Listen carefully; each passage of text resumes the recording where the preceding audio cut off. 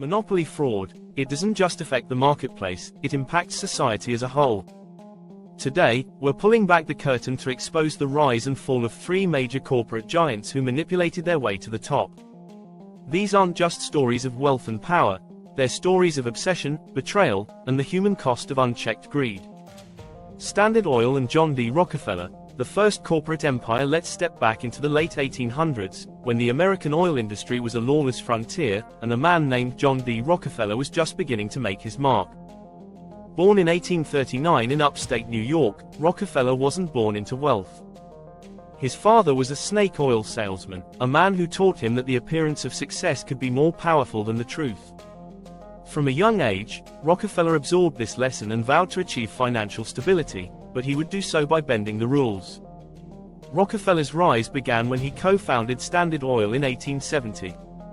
But it wasn't just business acumen that built his empire, it was ruthlessness. He undercut his competitors, buying them out at rock-bottom prices. If they resisted, Rockefeller had a secret weapon: rebates from the railroad companies. These exclusive deals allowed Standard Oil to transport its oil far cheaper than its competitors could, making it impossible for smaller companies to survive. With his combination of cutthroat pricing and backroom deals, Rockefeller soon controlled over 90% of the US oil market. Imagine living in a world where one company controls nearly every drop of oil, every lamp that burns, every factory that runs, depends on Rockefeller. He wasn't just a businessman, he became an economic dictator. And it wasn't just the oil companies he bought out, it was the railroads, the banks, the government officials who turned a blind eye. This was a carefully orchestrated web of power that stretched far beyond oil. But what was the cost? Rockefeller became the richest man in America, but as his wealth grew, so did public outrage. Journalists like Ida Tarbell exposed his ruthless tactics in her explosive investigative series, The History of the Standard Oil Company. Tarbell's father had been ruined by Rockefeller's empire, and her work sparked the antitrust movement in the United States. In 1911, after decades of legal battles, the U.S. Supreme Court declared Standard Oil a monopoly and ordered its breakup. But the breakup was hardly a punishment. Rockefeller's 34 baby companies, ExxonMobil, Chevron, became powerful entities in their own right. Rockefeller walked away richer than ever. Rockefeller built an empire through monopolistic fraud, but his legacy also led to the birth of antitrust laws. Even today, the shadow of Standard Oil looms large in industries like energy and transportation. But beneath the grandeur of his empire was a deeply personal cost: the destruction of small businesses, shattered communities, and the erosion of trust in corporate America. Microsoft and Bill Gates, the tech giant that nearly fell jumping forward to the 1990s, we find ourselves in the heart of the dot-com boom. At the center of this whirlwind was a young and ambitious Bill Gates, founder of Microsoft. Gates was a visionary, a man who saw the potential for personal computing long before it became part of everyday life. But to achieve his dream of making Microsoft the dominant player in the tech industry, Gates employed aggressive tactics that would eventually lead to one of the biggest antitrust lawsuits in history. Gates was not shy about using his company's dominance in operating systems to crush the competition. Microsoft's strategy was simple but effective: bundle its Internet Explorer browser with its Windows operating system, which was already installed on the majority of PCs worldwide. This meant that any competitor in the browser market, most notably Netscape Navigator, would have an incredibly hard time gaining any significant market share. Microsoft was leveraging its near monopoly on the operating system to dominate the Internet.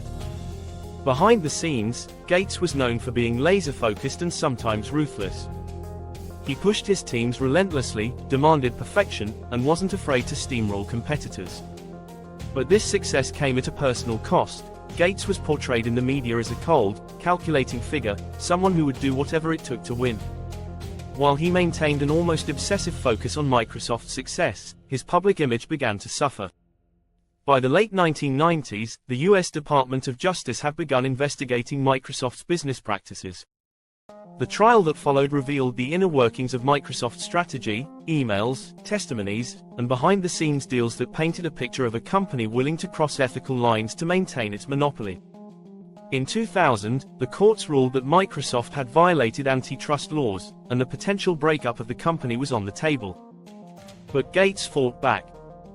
After years of negotiations and appeals, Microsoft avoided a breakup by agreeing to a series of compromises, such as sharing application programming interfaces, APIs, with third-party companies.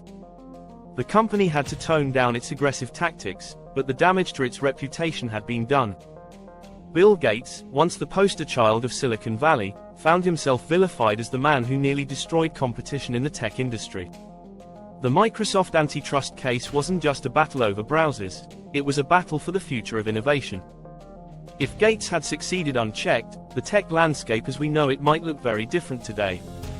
Mylan and the EpiPen scandal, the personal cost of greed. Our final story takes us into the pharmaceutical world, where a device designed to save lives became a symbol of corporate greed. The EpiPen, a simple yet essential device used by millions of people with severe allergies, became the center of controversy when its manufacturer, Mylan, raised its price by over 500% in just a few years. The EpiPen, which sold for around $100 for a 2-pack in 2009, suddenly cost over $600 by 2016. The person at the center of this scandal was Heather Bresch, Mylan's CEO, and the daughter of a prominent US senator. Bresch had overseen the company's aggressive expansion, including the acquisition of the rights to the EpiPen. But once Mylan controlled the market, they exploited that dominance to squeeze every dollar they could from desperate families. To make matters worse, Mylan lobbied to make the EpiPen a mandatory item in schools, ensuring demand stayed high, while simultaneously fighting to prevent cheaper alternatives from entering the market. Public outrage reached a boiling point. Families who depended on the EpiPen to save their children's lives were being forced to choose between their health and their finances. The backlash led to congressional hearings where Bresch was grilled over her decisions, but she remained unapologetic. It became clear that Mylan's monopoly over the EpiPen wasn't just a financial issue, it was an ethical one. The EpiPen scandal reminds us that monopolies aren't just about market power, they're about life and death. Heather Bresch and Mylan controlled a vital medication, and they used that control to exploit vulnerable families. But in doing so, they also ignited a debate about corporate responsibility and the need for greater oversight in the pharmaceutical industry. These stories remind us that monopoly fraud is more than a financial crime, it's a crime with real victims.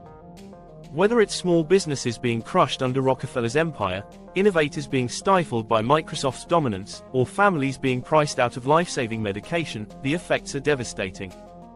But there's one constant in all of these stories: the individuals behind these monopolies. Rockefeller, Gates, Bresch, each of them built empires, but they also made personal sacrifices and, ultimately, faced public backlash. Monopoly fraud isn't just about wealth and power, it's about the human cost of greed.